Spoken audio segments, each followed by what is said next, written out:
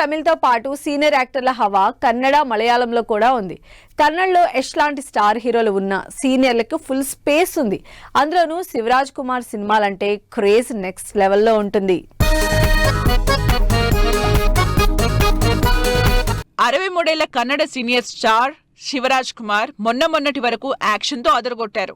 Jailer లో శివరాజ్ కుమార్ చేసిన 2 నిమిషాల యాక్షన్ కి జనాలు ఫిదా అయిపోయారు.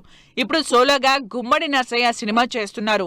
60s దాటినా ఇంకా యంగ్ హీరోలతో పోటీ పడుతూ పర్ఫార్మెన్స్ ఇస్తూ అదరగొడుతున్నారు శివరాజ్ కుమార్. కన్నడలో యష్, రిషబ్ శెట్టి లాంటి యంగ్ హీరోలు 100 కోట్ల కలెక్షన్స్ తో అదరగొడుతున్నారు.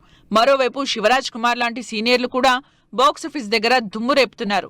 ప్రస్తుతం గుమ్మడి నరసయ్యతో పాటు Shivaraj Kumar bail, a for Anand లాంటి ఇంట్రెస్టింగ్ సినిమాలు చేస్తున్నారు.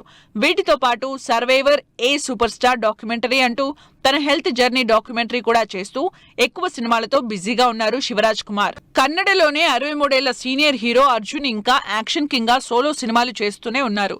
అర్జున్ సక్సెస్ఫుల్ గా 45 ఇయర్స్ కంప్లీట్ చేసుకుంటూనే వరుసగా సినిమాలు చేస్తున్నారు.